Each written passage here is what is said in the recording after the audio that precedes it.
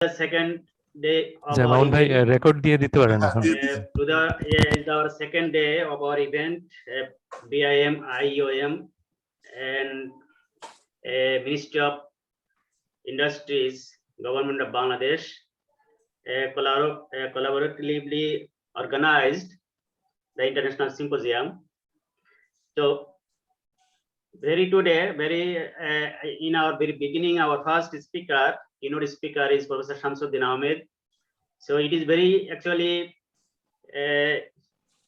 difficult to say in a few words about the long professional and academic history of Professor Shamsuddin Ahmed, but very shortly I would like to say something about Professor Shamsuddin Ahmed, and then I will invite him to deliver his speech today.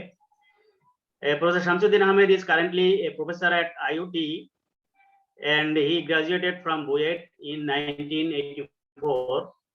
He has been in the university teaching and research since 1985. He worked with a few universities in Bangladesh and abroad. He had the opportunity to work with the University of Malaya, Kuala Lumpur, Malaysia, as a faculty for 18 years, which is constantly top in the Malaysia and is a world-class university. It secured a rank 59th among the best universities in the world, according to the QS ranking. It was within 100 best universities according to the Times Higher Education, and it was ranked in 2004. He supervised a postdoctoral candidate, 13 PhD candidates, and 18 master's candidates. His research team produced over 200 papers for international journals and conference, and received more than 3,500 citations. He delivered a number of keynote lectures at home and abroad, and hundreds of public lectures in different organizations, in different society and seminars. So it is a very short description about Professor Ahmed, and he has actually very long history about his academic career.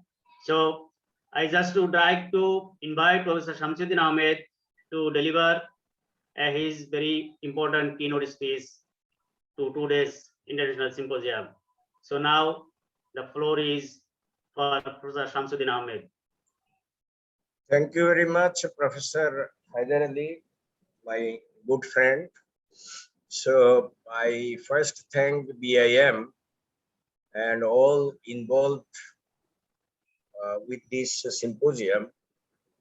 And Alhamdulillah, we have had a very good session last night, which was more than 2 hours and 30 minutes. So people enjoyed the session and there was very lively discussion. So actually, this lecture also will be somehow relevant to that one. I am a bit sick for the last few days, so please pardon me that my throat, etc. is not so good, and cough and other things are there. So if there is any disturbance for you, I will be sorry. So Bismillahirrahmanirrahim. Alhamdulillahi Rabbil Alameen. Assalamu alaikum wa rahmatullahi. Adab and good evening to everybody. And if anybody joined from West, good morning to them too. So I share my file for your kind look. So you can see the topic.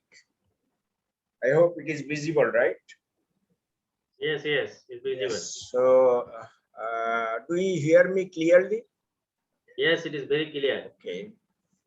So our title is this one, and you might know the title of this. I first show some good pictures. So cool, right? We enjoy something like that. So beautiful bird you can see, and so beautiful also a family here. So we'll be talking about family and individual in this lecture also. I normally start with a humorous content So a man announced in a gathering, I have good news and bad news. The good news is we have enough money to establish a university. The bad news is the knowledge for developing successful academic programs is still out there in your pockets who have skills and competence. So this is the topic of discussion today. And then a good sense of humor is an escape valve for the pressure of life. Let us see some quotable quotes. No one is born hating another person because of the color of skin or background or his religion. People must learn to hate. And if they can learn to hate, they can be taught to love people. For love comes more naturally to the human heart than its opposite. It's a wonderful saying from Nelson Mandela. The future depends on what we do in the present. This is Mahatma Gandhi. So there is nothing weightier in the scales on the day of judgment than pleasant manners. Muhammad sallallahu alaihi wasallam. Now, summary of the or abstract of the topic that I am going to discuss. So there is a paradigm shift in education industry where a graduate has to be global citizen instead of a local actor, where an academic curriculum or program has to go through tests by global standards, such as Washington Accord, and we get approved through multiple bodies, accreditation. An educational institution is now a part of the global education industry and has to provide cost-effective quality education programs. The institution should have competent academics, administrators, other staff, and environment to cope with the current and contemporary needs.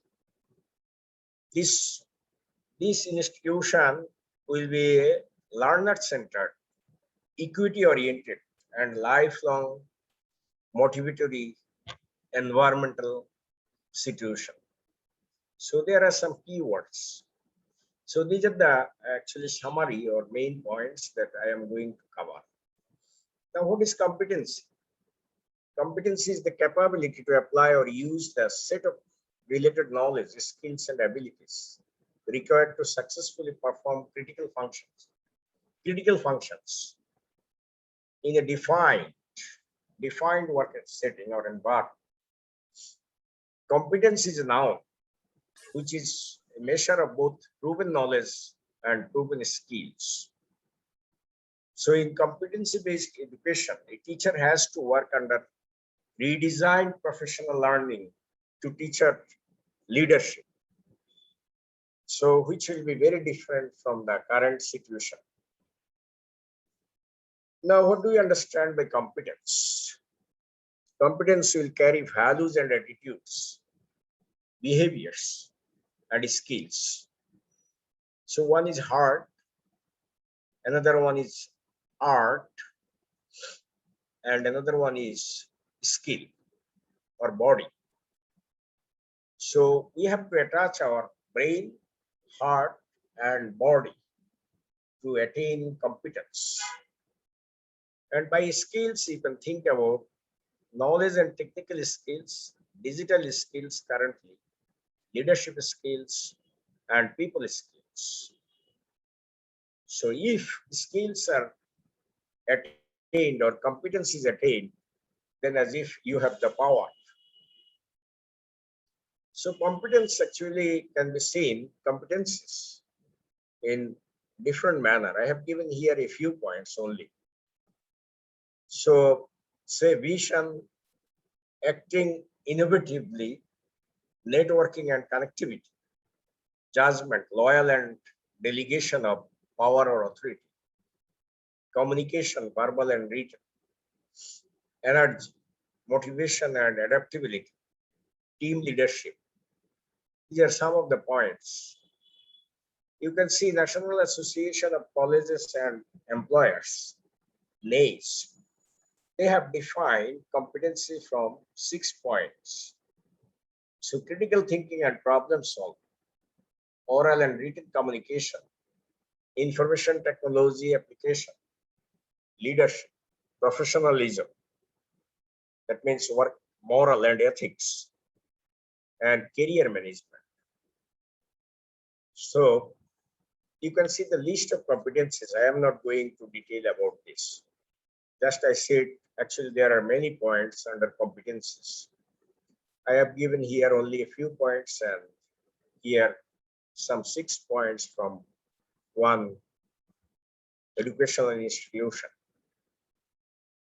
Now, what is the purpose of education? So goal of education is the advancement of knowledge and dissemination of truth. John F. Kennedy.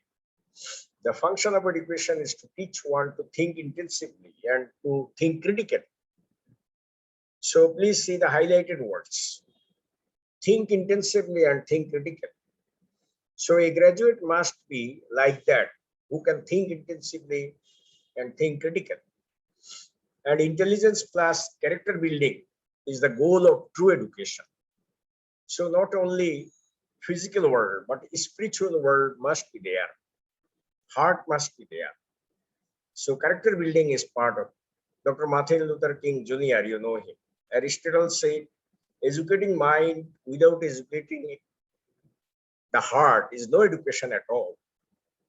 So heart means your soul, heart means your spirituality. Education is not the learning of facts, but training of the mind to think, Albert Einstein. And John Adams said, there are two educations. One should teach us how to make a living. That means making a job or business, etc. But the other one is how to live in a society with other people, with everybody, in human society, in the entire world. And for Muslims, it is said education in Islam is to remain significant by developing a universal and cohesive social order.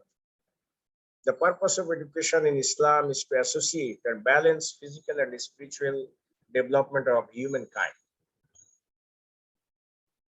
So now come to competency-based education approach, which allows students to advance based on their ability to master a skill or competence at their own pace,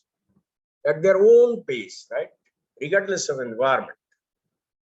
So a student will develop some kind of competency where a student will be confident in carrying out his responsibilities.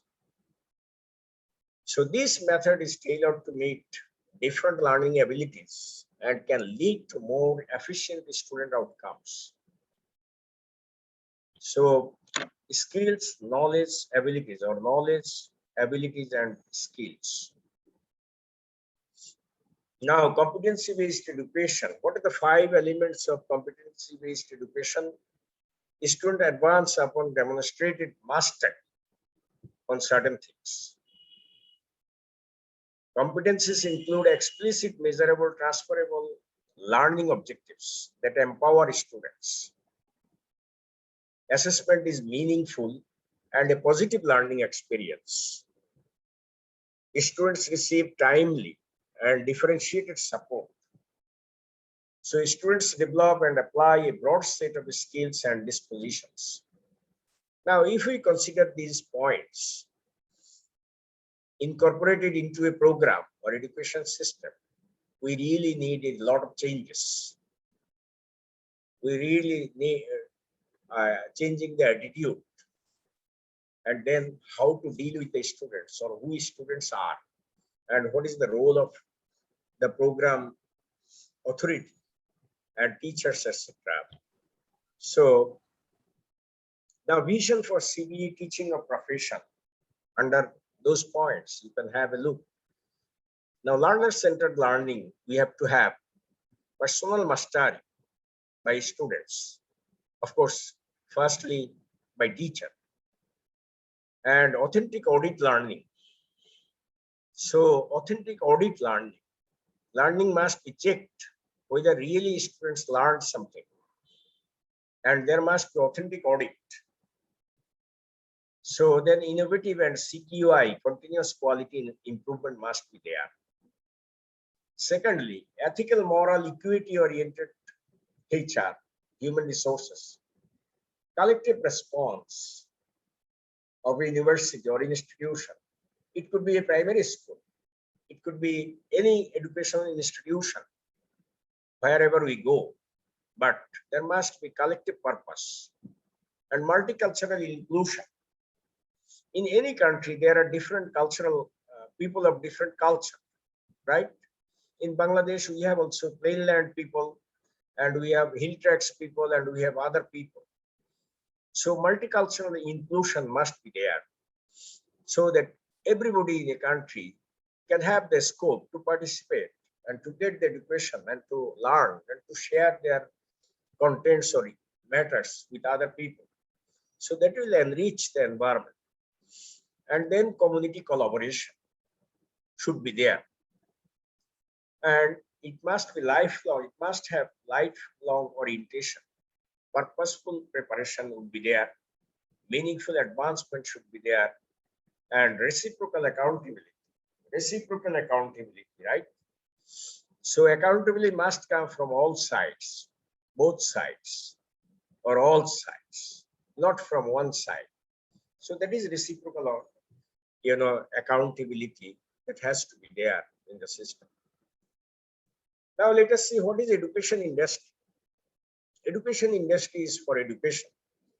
Education industry comprises of institutions to provide education as its primary objective.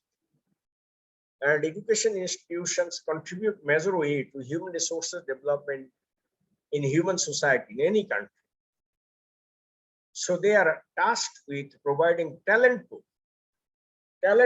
for other industries, and are critical for sustainable economy, environment, and society. So we must talk about sustainability, where economy, environment, and society, all aspects must be integrated in educational program. So nothing should be whimsical, but everything well drawn. Education industry for education as the state-of-the-art technology has to be used now, is being integrated in every sector of this industry.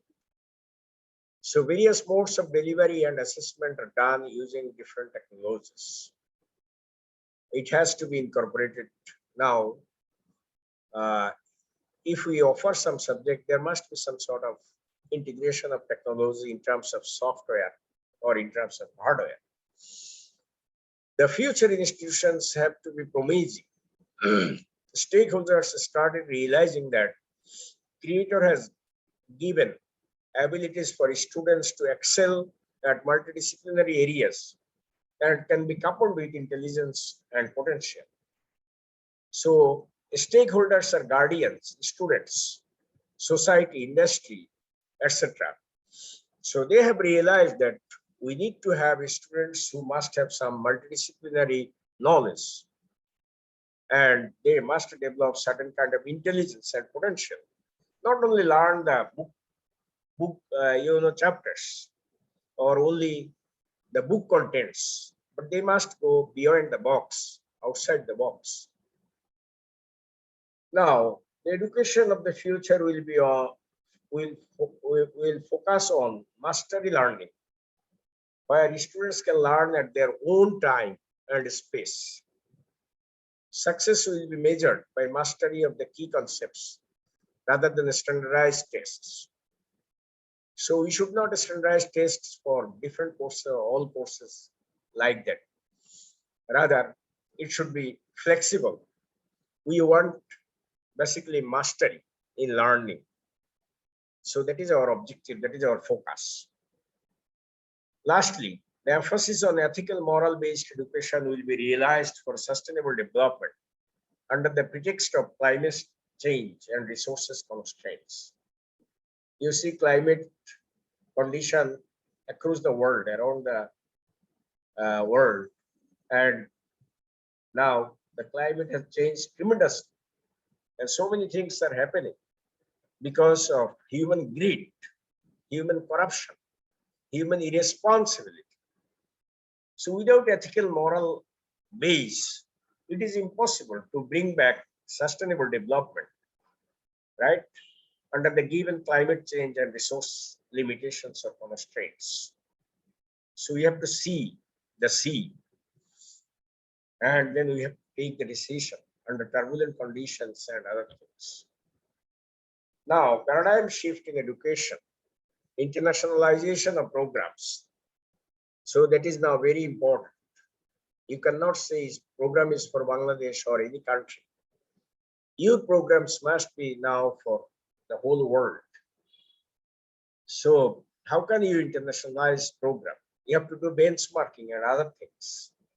And then you have to come up with your own programs. Accreditation of the degrees under Washington or other accords, Bologna Accords and other accords before awarding the degree. In Malaysia, for example, you cannot award any degree before it is accredited.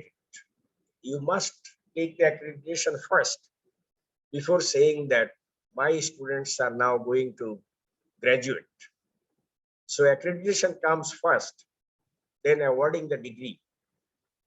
So this is very important. That means responsibility is increasing and mastery in knowledge is increasing. Now, outcome-based education and problem-based learning environment is coming up. So from teacher-centered monologue to student-centered dialogue education is coming up. Or this is the situation in the world now. University and program ranking across the world. Not only university, even you have to rank your program now. Research is a vital component because without research, you cannot actually transfer knowledge. You cannot transfer knowledge. In University of Malaya, we have been told that if you produce a PhD, then how are you going to transfer this PhD knowledge to undergraduate students? You must transfer some knowledge from your PhD work to undergraduate students. That is your responsibility. So if I do not supervise masters and PhD, I do not produce them. How can I actually expose to higher level of knowledge? So research is a vital component.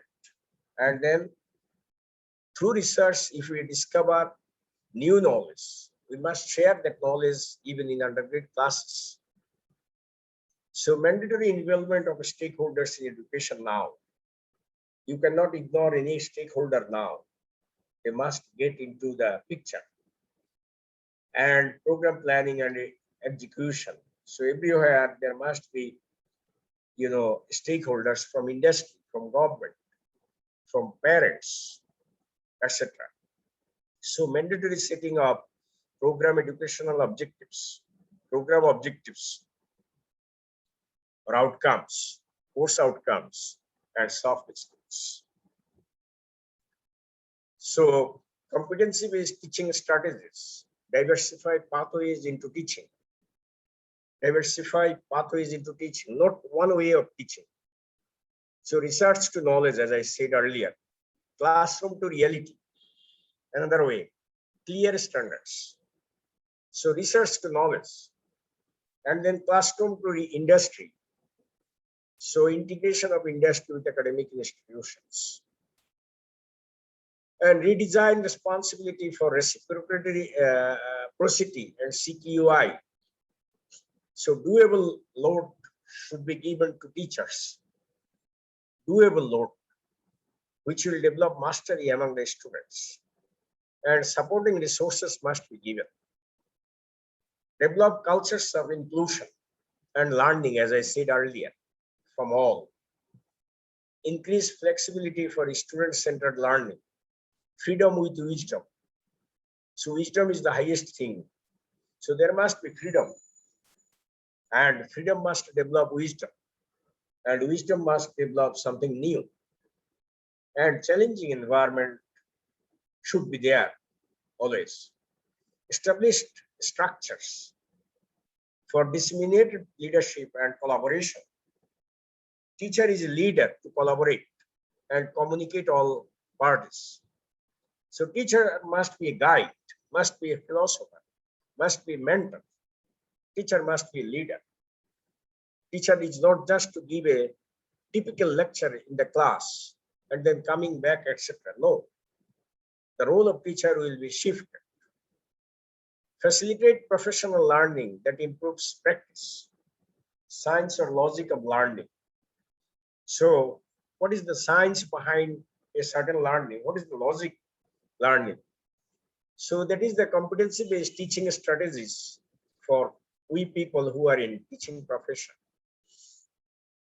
Allah subhanahu wa ta'ala created human, and he said, we have indeed created human in the best modes, form and intellect.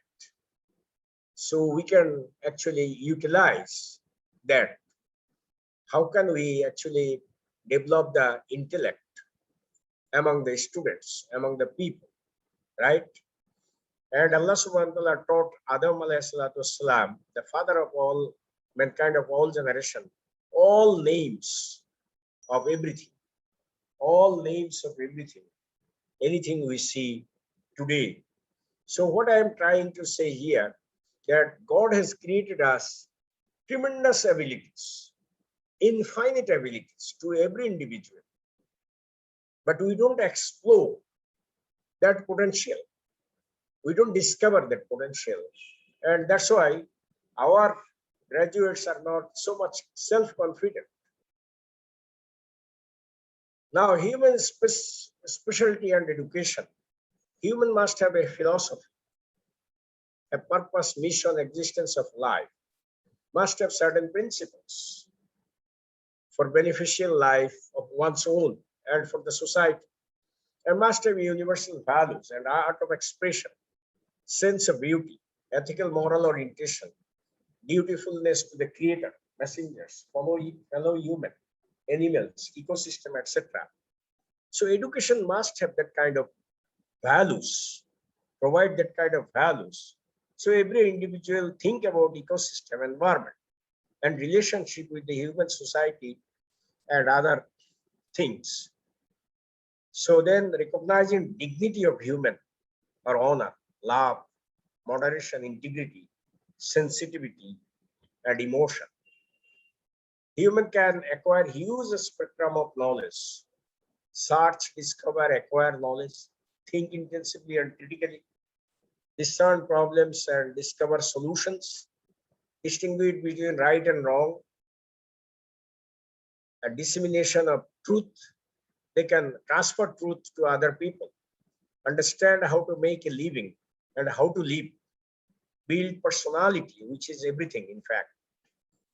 Now, Dr. Lawrence Brown has said, certainly human cannot be to amass, fame and fortune. There must be more to life than that. So let's think about this. We are not here to have very good houses or car, etc. Not our worldly fame and fortune. We are here for something more, for the human society. So God has given us that kind of ability. Human acquire skills and competence in terms of knowledge, practical skills, social skills and responsibility, values, attitudes and professionalism, communication, leadership and team skills, problem solving and logic, scientific skills, information management and lifelong learning skills, and managerial or entrepreneurial skills. Human is the most important asset. By now we understand. I am not going to read everything. So human is the most important asset. Now we have to develop human in that way, so that human resource is an instrument for achieving educational goals and consequently national Professor and Ahmed, our time is already finished. Huh? Our time is almost finished. Okay. We started late, right? Is it? Yeah. Okay. So, but please try to Okay, I will try to finish in soon. 5 minutes. So now human resources is costly in education sector. 70 to 80% budget are for them. So how can you best utilize the human resources, this most important asset in an educational institution? So HR, human resource, is key to rapid economic progress development. human resources is shared responsibility, and essentially school university administrators must be skilled and responsible, and effective leadership should be there, need adequate and competitive skills and motivation. I am not going to discuss on those things. So human skills can be seen in different forms. Now you can see, and the detail of those things are here. So how can we frame human skills and competence, right? So then personal growth, etc.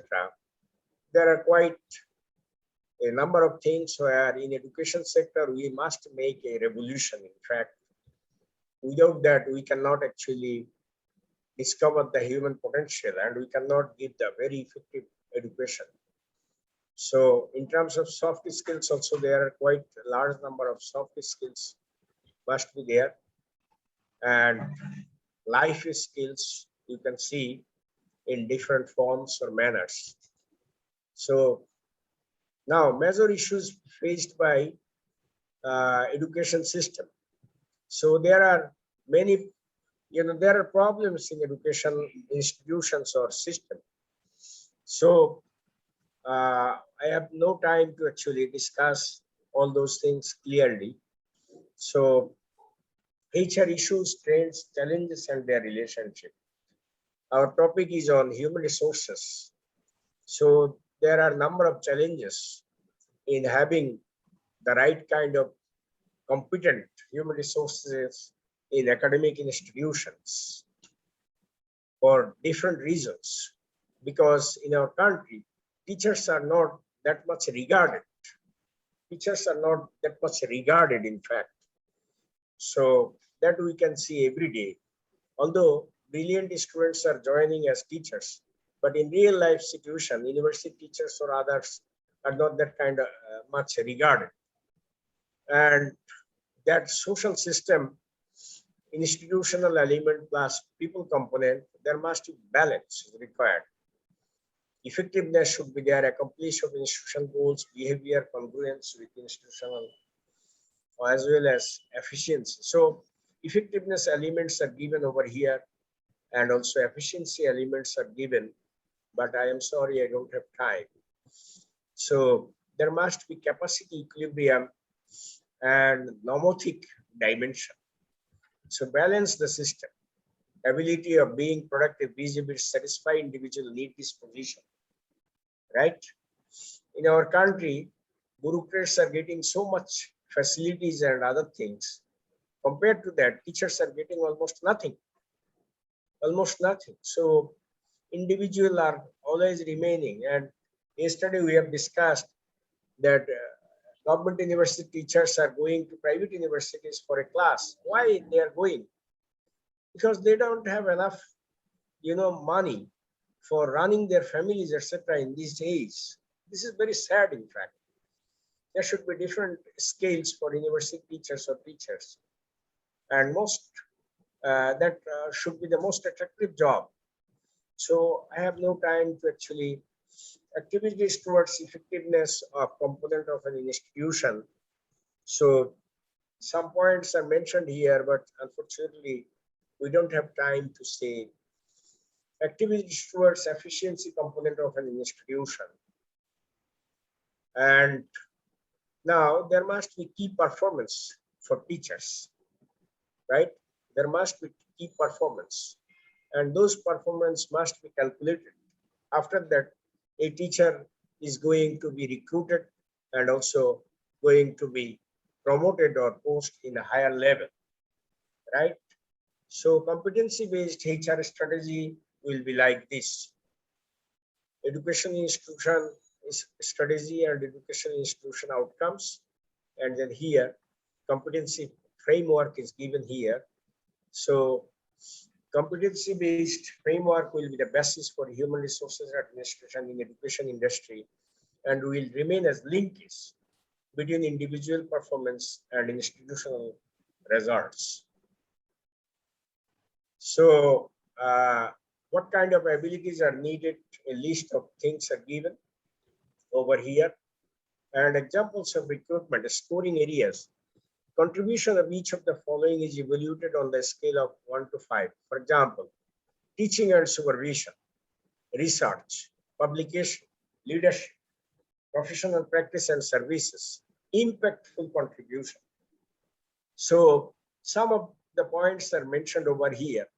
When you are going to promote a teacher from lecturer to assistant professor to associate professor, we should see the performance in terms of teaching and supervision, research, publication, leadership, professional practice and services, and impactful contribution to the society, right? So in University of Malaya, if you want to become a professor, you must give 8 PhD and 8 masters by research. And if you want to be an associate professor, there must be 4 PhD given and 4 masters by research given.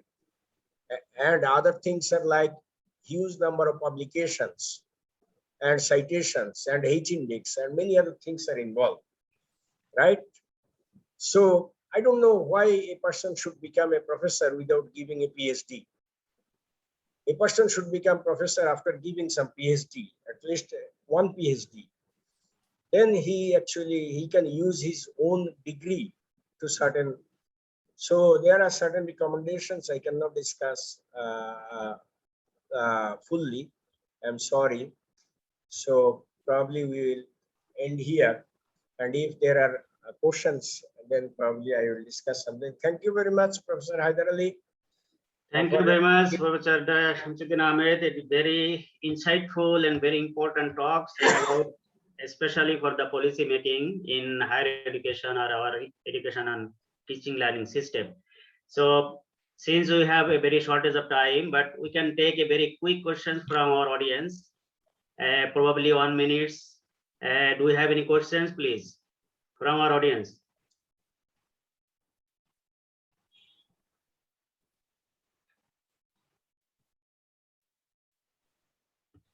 So I think we have no questions, but our time is very short, but it is very important topics to discuss and share knowledge. I have some one observation about, do we have about any recommendation for the government to make a policy, especially for the higher education institution, especially in university, public university or private university? Yes, there are actually something. Of course, that point is very much relevant. Thank you very much. This is a very relevant question.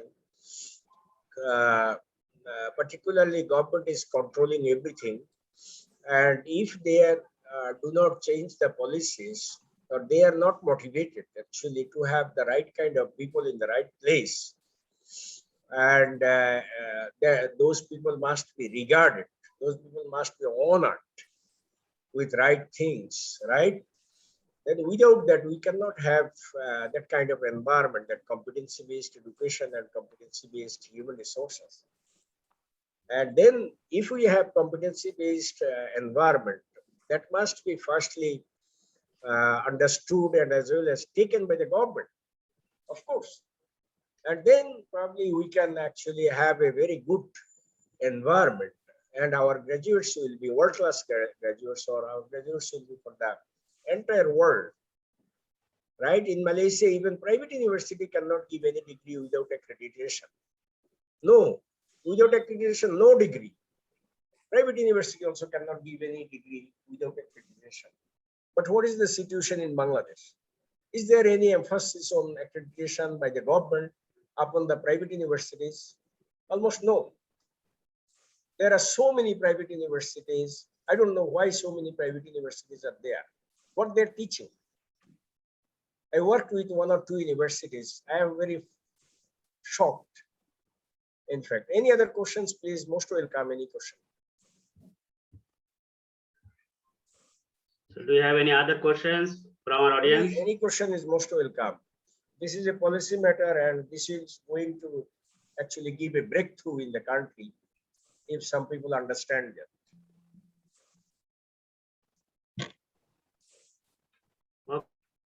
Okay, I think we have no questions, and we already have time is short. So thank you again, Professor Shamsuddin Ahmed. Actually, our government policy is should be taken a very